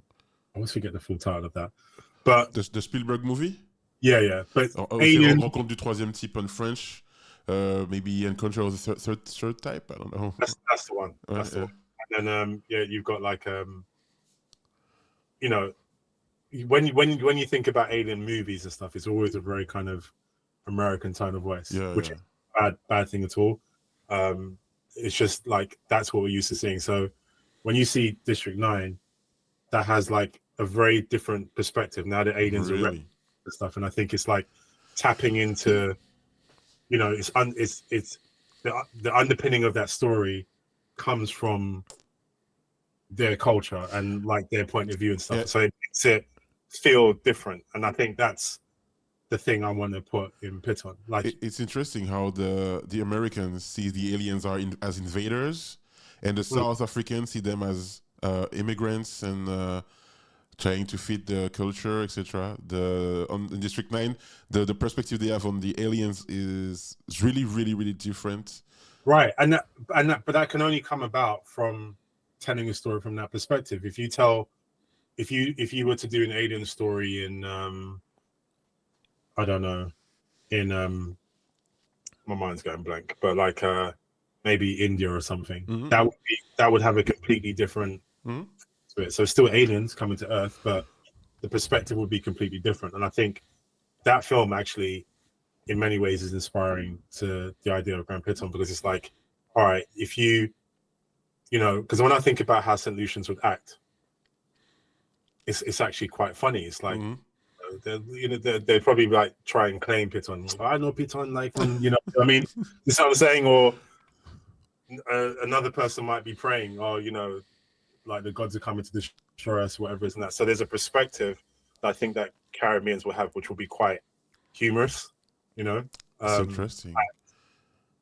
They'll have a different way of looking at it to how maybe we in the West, or like, you know, us in London or Americans look at it. You know what I mean? It's not better or worse. It's just different. And I think that's the thing that makes me excited about making this project, like that kind of different perspective. And also just the from the point of view that, yes, I'm London born, Caribbean parents, but I'm also hugely inspired by like Japanese anime. So it's like even that sort of imagery and that kind of idea is like, you know, giant robots is kind of like, if you think about giant robots, it's very, I guess, very Japanese almost, like and I mean, even like something like Pacific Rim, which I know Del Toro said that he wasn't really looking at anime for it, but it is very, very anime. You know what I mean? Like, you know, and they do a move and rocket punch, and that is very, you know, the tropes are very, very anime. Like it's very hard to get away from it. So, so that's where Piton comes from, and it's something that, you know, I don't want to say where the story is going to go, but I want to tell the story, and I eventually want it to end. You know, I think I engage with things more when it has like a definitive ending, and it's nice that it has an ending. Like, you know, like for instance, they're bringing Robert Downey Jr. back to MCU. I'm like, all right, I want to see where this goes and stuff. And I think if the Russo brothers are involved, I'm like, they haven't failed yet. But they have so, the perfect ending. but they had a really good ending. You know what I mean? So yeah. it's like, oh, you know what I mean? I think it takes courage and bravery to kind of end something. But then I also think that, again, from a business perspective, you know, hey, Dragon Ball is really popular, so we should do lots of different other versions, like Super Saiyan Indigo, Super Saiyan Rainbow, you know what I mean? And it's like, but for me, Dragon Ball ended when, you know, Goku beat Majin Buu and had the last fight with Buu, and that's and again, it's like if someone makes something, it's like it continues. You don't have to. It can end for you where you want it to end. So it's like, all right. It's sometimes where storytelling ends and business and marketing starts. And I do get it, and I don't want to be, and I am trying to of late try and put a bit more of a kind of marketing business brain on, and just to understand it and not get emotional about it, because you can, as a consumer and as a person who's like, oh, I love this stuff. It's very easy to be like, oh, they should have just more of it. But yeah, and some people want more, and some people are like, no, that was a perfect ending. Like, and I still love Dragon Ball. I watched all the Super. Like, I thought it was fine. It has its highs and its lows, but I really like the battle of the universe at the end. You know, with in Dragon Ball Super when Goku and Frieza fight. Yeah, that was amazing. That was incredible. Do you know what I mean? And I also like the Dragon Ball Super Body movie. That's incredible to me as well. But I think when I'm seeing Goku and he just keeps powering up, and it almost feels like, I don't know, it just, in my brain I want it to end, and I feel like Dragon Ball for me really did end, you know, a long time ago. yeah, but but for some people it hasn't. So maybe some people have come into it just then. It's like, oh, this is amazing. And it's like, okay, this thing is marketed for them. Not everything has to be for me. It's like I guess I can choose the point where I want something to end. But I think maybe the taste it leaves in your mouth is like, for instance, Akira. There isn't an Akira 2. I've spent so much money on Akira, like in my lifetime. Like the film so many times. I've bought the bike about 3 or 4 times. I've got posters, I've got, you know, books £100 each and stuff. So it's like, I think you were a little bit addicted to Akira. Man, I always reference Akira as like, I always have this debate with people at work where it's like, listen, that you can argue that the story probably, because it's taken from a comic and because it's so condensed, it's like it's not as comprehensive as maybe what the comic book would be. And you can, but I'm like, that level of artistry on screen just won't be replicated again. And I mean, like, it still holds up to today. Yeah, you can see like animation bits where it's like, oh, that's moving a bit weird, or it's on, you know, the spacing on that's a little bit weird. But it's like, when you think about when it was made and how it was made, I just don't think there's a modern day equivalent. I agree. I agree with you. Even if we can talk about the story because we don't spoil, and it's because it's early stage, we don't talk about that after that. It's the story of Connie, a little girl, for the moment. I don't know if you're still the. I can give you like the premise is Connie. So she's British, and she's you know, because she's having to her family, or her mother is St. Lucian born. And she came over and, you know, studied here when she was younger, you know, went to university, and then, you know,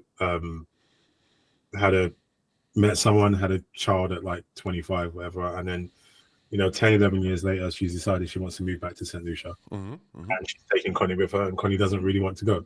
You know, Connie's life is here. Like, Connie loves being with her friends in England and stuff. And yeah, so they moved there. So she's not happy about being there. And you probably think like, well, why wouldn't someone not be happy about moving to St. Lucia? But I know people who've been there when they're younger. You know, I mean, for one, when you're moving from one place to another, when you consider one place your home and you're moving, that's not comfortable for anyone. Doesn't matter how. Because you didn't decide to move. Yeah, right. So exactly. You had to.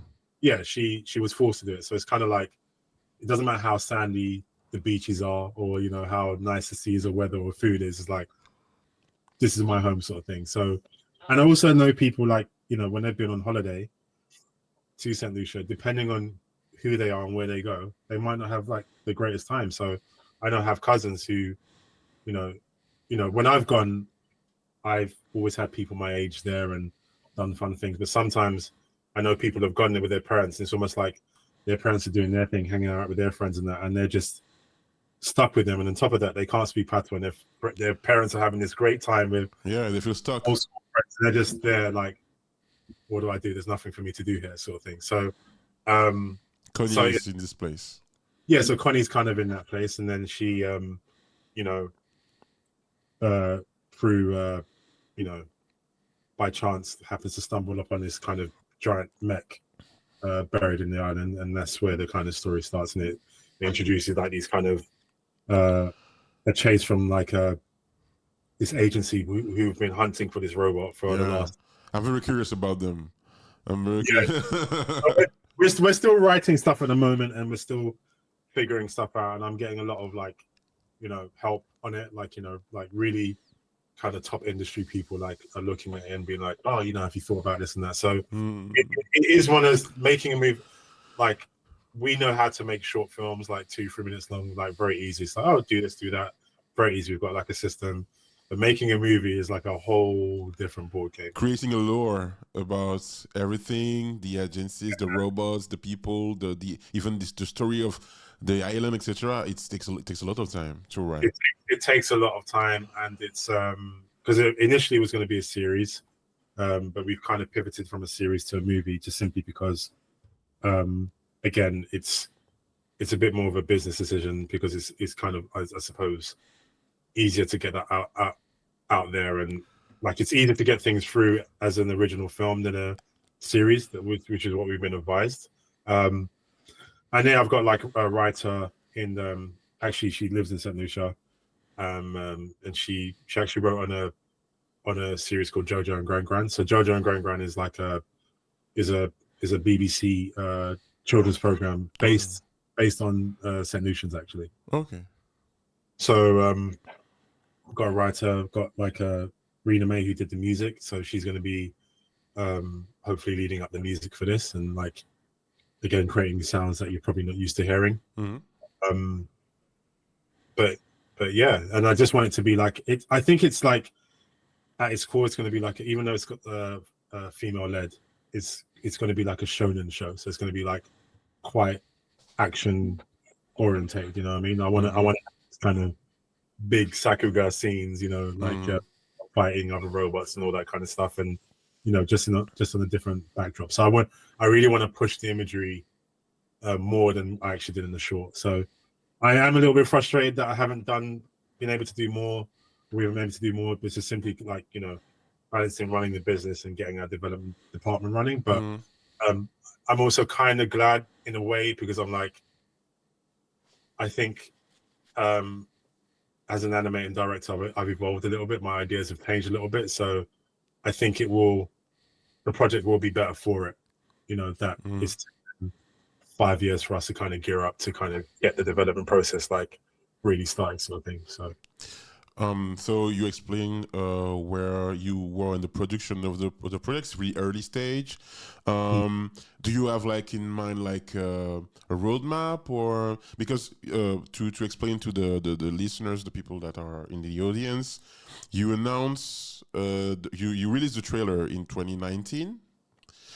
Yes. 5 year passed, and now you announced that okay, now we're gonna work on this seriously, but it's we have a lot of time because creating a movie, it's a lot of work. Do you have in mind like a roadmap, or what are your next steps for the project?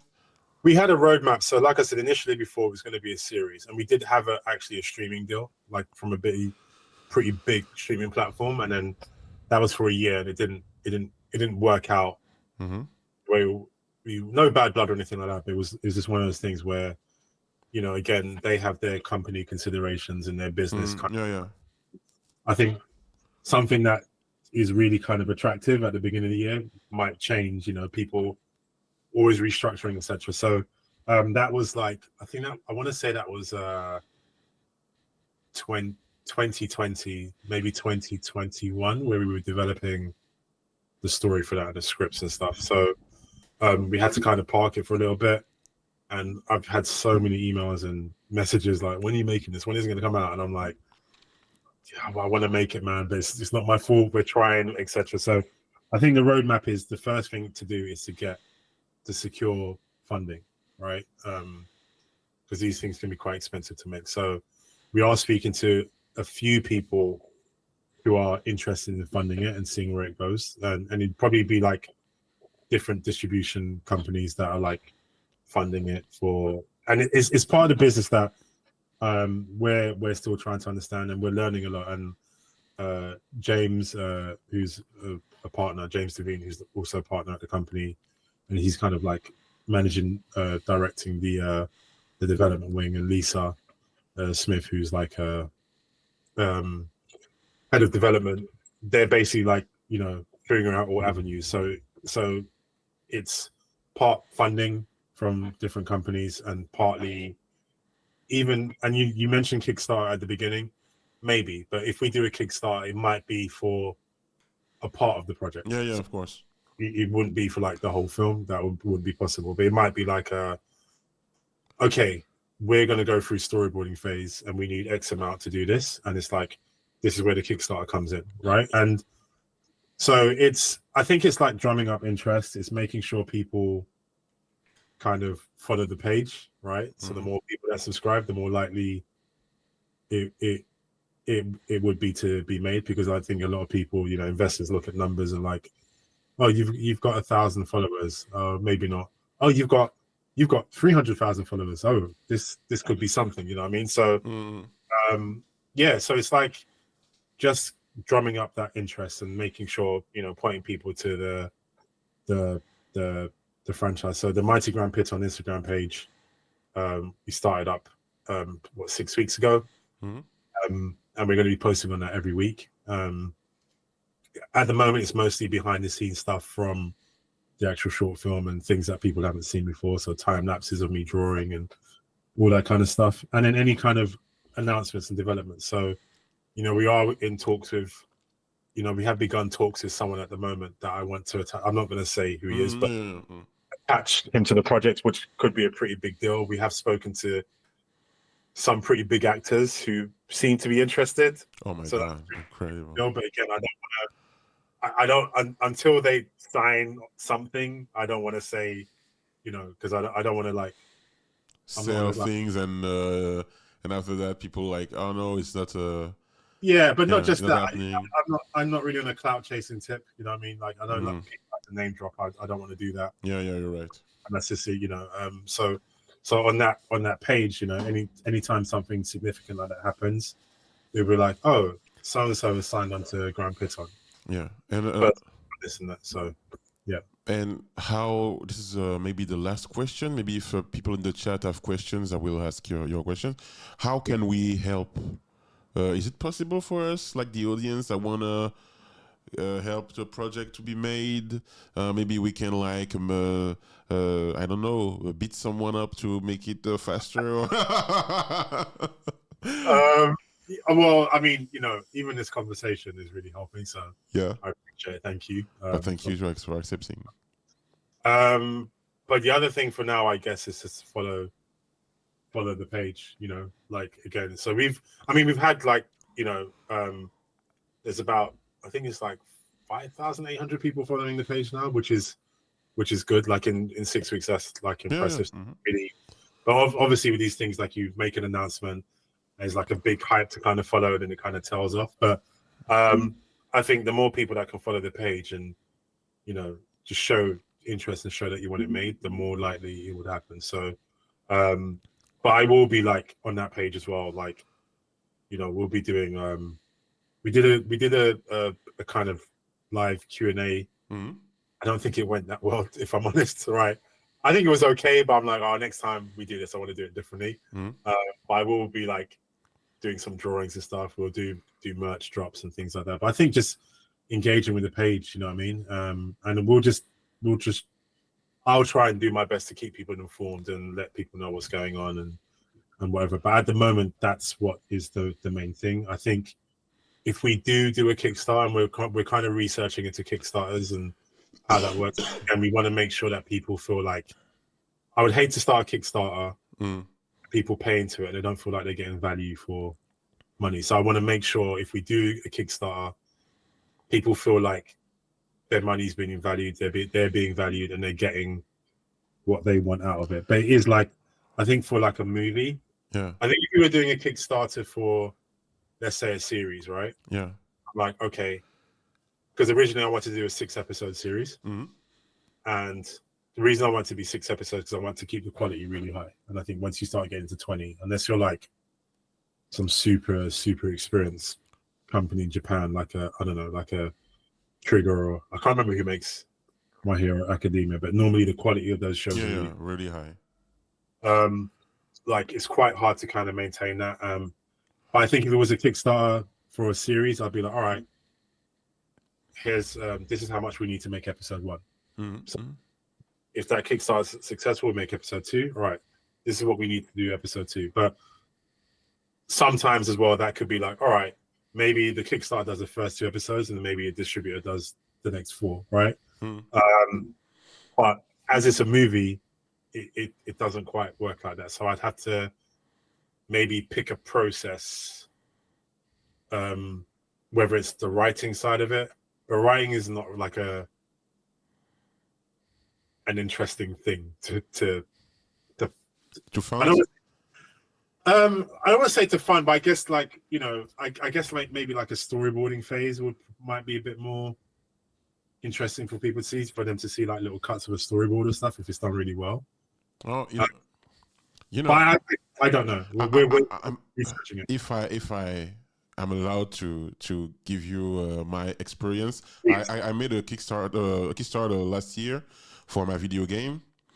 And I think that the most important thing is not what you're going to give to the people at first, is how they engage with the project and how they engage with you. And maybe you underestimate how people were flabbergasted and interested into the trailer you released back in the days.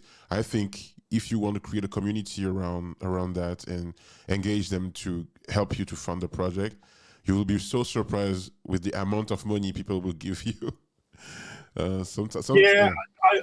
This has been said to me actually. Like, so even like the composer of the song, she has been saying something similar to a similar effect. Not exactly the same thing, but like similar, like in the sense of, like, you know, you'll be surprised how many people like support you on this and that. And even when we made the announcements, there were some people like Instagrammers, quite big Instagrammers, you know, who've worked on really kind of high profile projects and that, like, Wes, please, if you make this, I will move to London to help you make this. Like, you know what I mean? And I'm taken back by that, because sometimes maybe it's the British in me that we're very kind of conservative and, like, you know, very polite, where, you know, I think other cultures, not that they're impolite, but I think they say what they mean, and they're like, no, we'll do this sort of thing. So I am kind of taken back by it, sort of thing. So and it's, yeah, I guess it's like leaning into your resources more, and, you know, again, engaging with the audience and that. But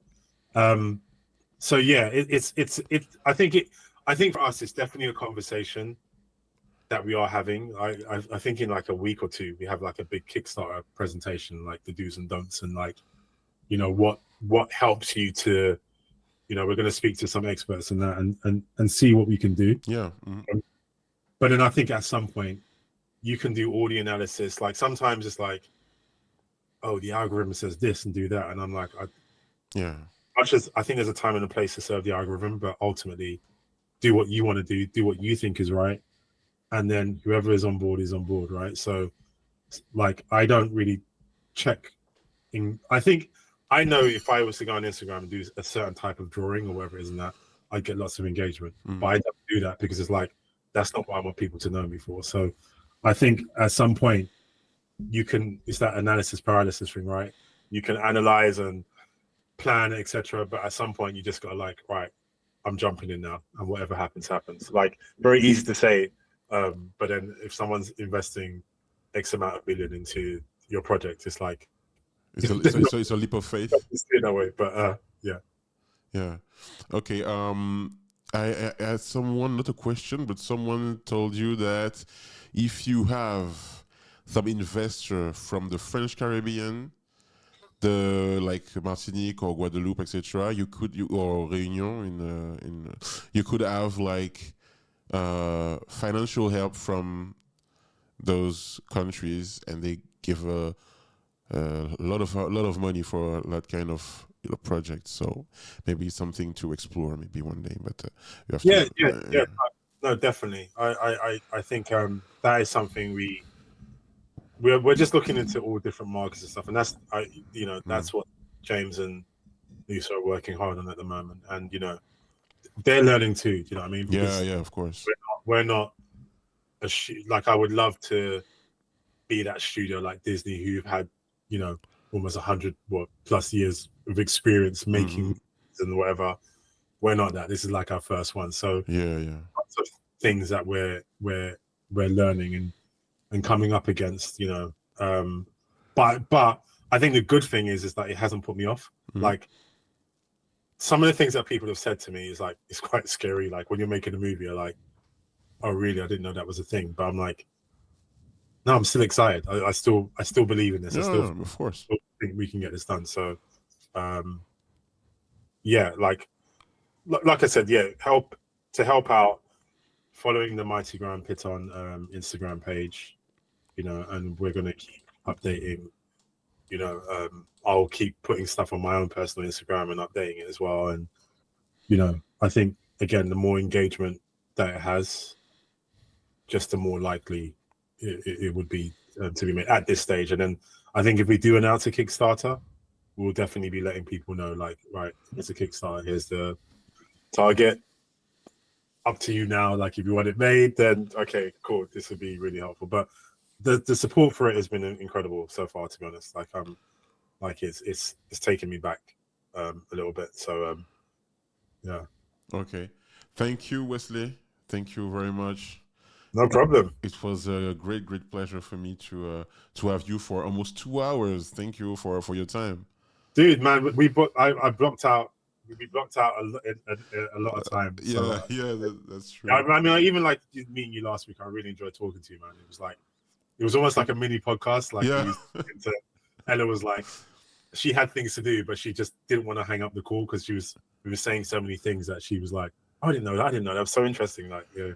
So yeah, it was a pleasure, man. Like, thank you for like having me and like showing interest in the project. It's like, it's really humbling. Yeah, it's for me. It's important that the kind of project exists, not only because it's a Caribbean based, but also because, I think the creativity you put in the work, in this project is really impressive.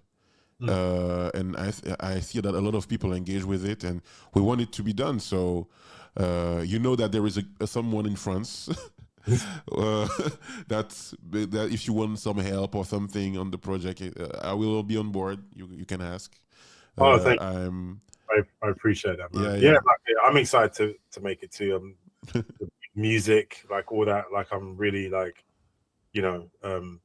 just everything about it, I'm excited. So yeah, man. But if you're in London, like to the studio, we can get dinner, have a drink or whatever it is, and that. And yeah, of course, I'll definitely come and see you wherever you are. So yeah, it will be a great pleasure, man. That was amazing conversation with you.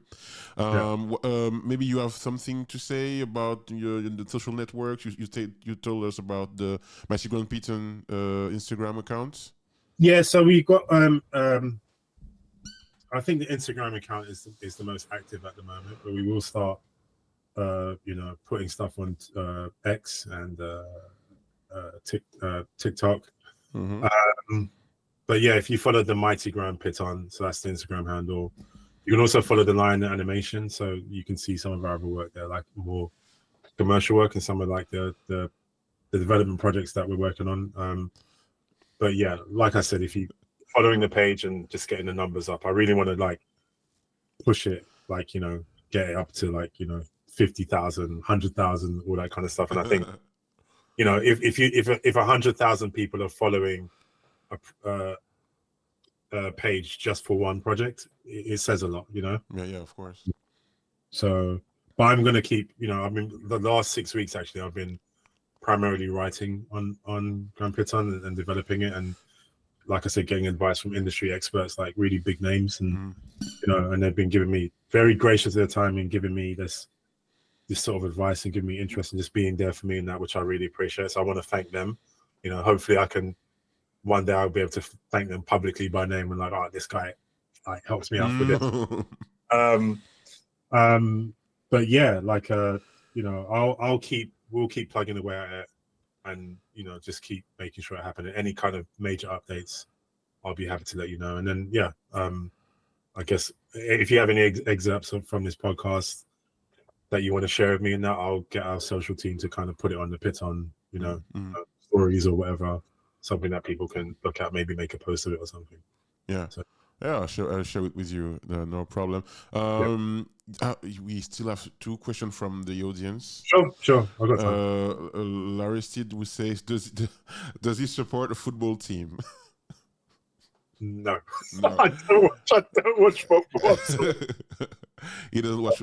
Maybe the only British person that don't watch football. Yeah. I lost stick. I used to play basketball when I was younger. I didn't watch it much because it's always on at like 3-4 in the morning for us. And I think for sports I did like martial arts and right now I'm kind of in and out of Brazilian jiu-jitsu, but I don't watch football. Like you're more into mixed martial arts. Yeah, like I'm a bit like I like boxing. Yeah. Like I watch boxing, but I feel like I'm a bit of a fake fan. Like the bandwagon, I jump on and I jump off. Like okay. You know, I won't be able to tell you the histories of like Rocky Marciano and all that kind of stuff, but I think like, you know, I was definitely there for the Ngannou and Joshua fight, and you know, watch Tyson Fury and that. So yeah. We have Dutum who say, Wesley, you reached my heart with the soundtrack. Oh, you didn't talk about the soundtrack, but it's no, we didn't. I'm happy to talk about it. I don't thank you for that. I mean, you should thank again, you could follow Rena May project. So she was responsible for I will put it in the chat. Yeah. Rena May project? Yeah, Rena May project. So she was responsible for the music on Grand Piton. Like I gave her quite an impossible task actually, because she did Ninja Rabbit before, and I think with Grand Piton, like I said to her, right, I want something that's like, you know, has a little bit of Game of Thrones in it, with an anime-esque thing with a Ahsoka vibe to it. And she was like, I don't know what that sounds like. How am I supposed to make that? I'm like, I don't know. You're the musician. You go and figure it out, sort of thing. So wait. The singer is not a typical soca singer. No. Damn, she made a good job. Yeah. She's Dominican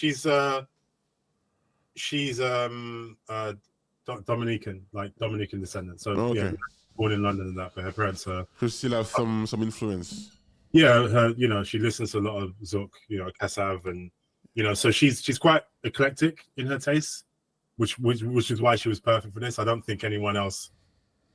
If I got like a pure, I don't want to make assumptions, but in my head, if I got like a pure soca singer to do it, it might be. I don't know if there's such a thing as two soca, but yeah, because like, it's a mix between what soca sound like, but at the same time, anime music, you know, like opening for typical anime. So it's a really good mix between two influences. Yeah, it's like a mix of. So my brief. So I showed her like intros from like One Punch Man and like I don't know, Dragon Ball, like just different anime intros, and then I had a soca list of like, you know, things from like I don't know, Kez and you know, Masha Montano and that kind of stuff, and then she obviously has her own references as well, so she listens to like a lot of Zouk and Boyo music from Dominica and that, so it's kind of like a mix of everything. And again, I know what I wanted, and I know what I wanted it to feel like. but she's the person that had to kind of execute, and I think she was very, very nervous about it. And I remember when she sent me the first pass of it, I couldn't sleep because I was like, I'm like, you've just, in my head, I'm like, you've just created a new genre of music. Yeah.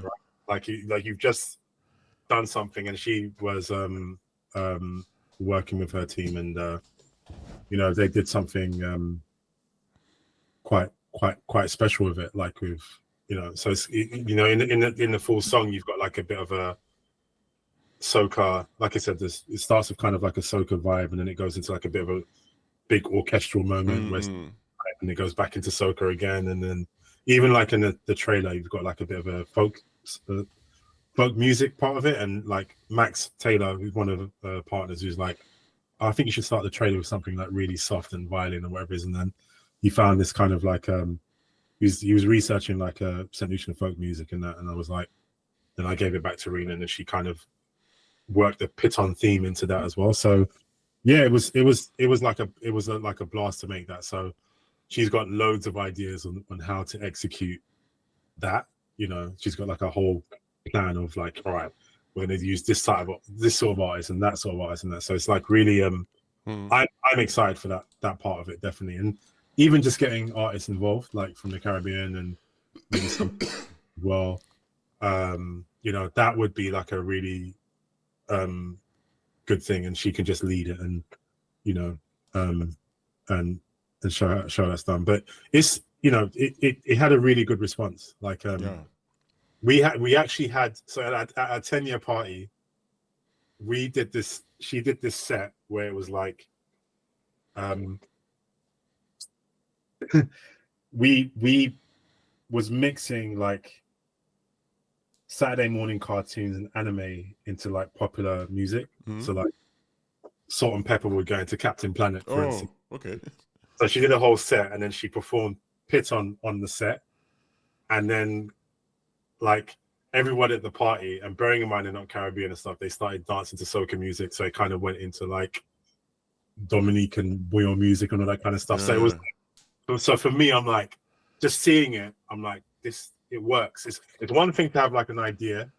It's another to see someone perform it, and people like, I mean, they didn't know how to whine or anything like that, but they were like trying to move their waist and that. Yeah. So it was like, so I'm really excited about where this music could go. Do you know what I mean? Like, that's I think if the full OST for the movie is like that, as you said, maybe she created a whole new genre. Because we used to say that our jump up or soca or bouillon music is real local. Yeah. But she give kind of it's giving like this music is more global, more international. Yeah. I think that's what I think that was deliberate, because I wanted it to. I think the undertone of it, like the soul of it, would be from Caribbean. So Zouk, soca, bouillon music, all that kind of stuff, jump up. So I wanted to have that at its core, at its heart, but then have something else on it that has like a global appeal. And I think that's quite a hard thing to balance. And I wouldn't have done that. And she and her team just like, well done. They went and smashed it. So yeah, and you can actually listen to the music on. It's called Piton Song, so you can actually listen to it on Apple Music, Spotify. Yeah, the moderation, they put the links to hear it on Spotify and YouTube Music, etc. Yeah. We have a great artist that came in the chat. KGP, the Clueless Artist, and he worked with me on the video games we are working, and he's working for Netflix also, for art on Netflix. Our people say we love the giant robots, and it's not really méga répandu. Not really something that you see every day. Giant robots, yeah, that's not something that you see every day. No, not every day. Well, if you go to Japan, and they've got they've changed it. But they had a life-size Gundam, which is incredible, man. Like, I was in Japan, and like, looking at this thing, it's like it literally looks like it could walk off. Like so intricate the details and that. So feels like you're really into mecha. It's so weird because I think a lot of people think that, and I think a lot of the work I've done. So recently I did a thing for it was for Blizzard Overwatch, and it was a Transformers Overwatch collaboration. So we directed that. So I always tend to get that type of work, but I think I like it. My favorite mech show is probably Gurren Lagann, but I really want to watch. So I recognize Gundam shows and models and stuff. I love the models. I love Evangelion models and stuff, but I've not really watched Gundam. My mech experience is probably like very short shows. So like Macross Plus, Evangelion, Giant Robo, Big O sort of thing. But anything that's like got loads and loads of, I think Gundam, there's so many different versions of it. It's like I don't know. I don't really know where to start. You know what I mean? Did you watch like Medabots? You know that Medabots? I didn't watch it. But I know about it. Because Grand Piton give me like a Medabots vibe. Also Power Rangers. Power Rangers. Yeah, Power Rangers. I watched that when I was younger. I was bordering maybe too old to watch that, I suppose, but I watched that. It was only like mech show with martial arts. Why would I not watch it?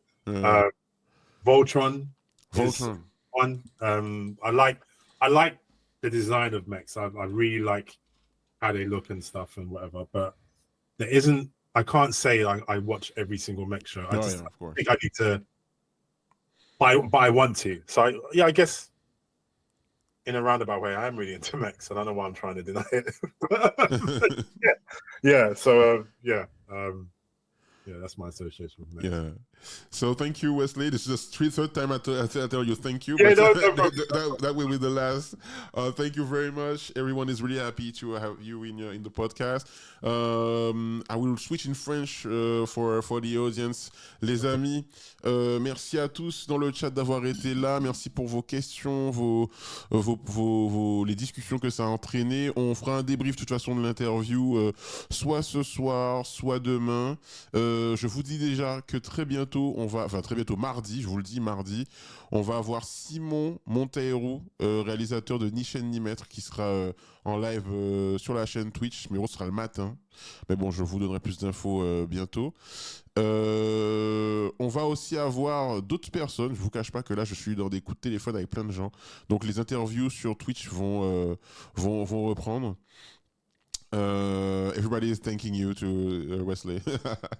Thank you, Wesley. We will follow the progress of the Mighty Grand Piton for sure.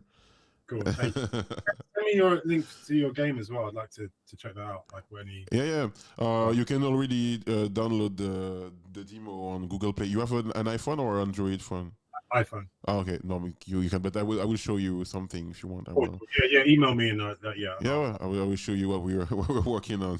That's wicked. Okay. So thank you everyone. Merci tout le monde. Bye bye and see you next time. Okay. Thank you. Bye bye. Bye bye.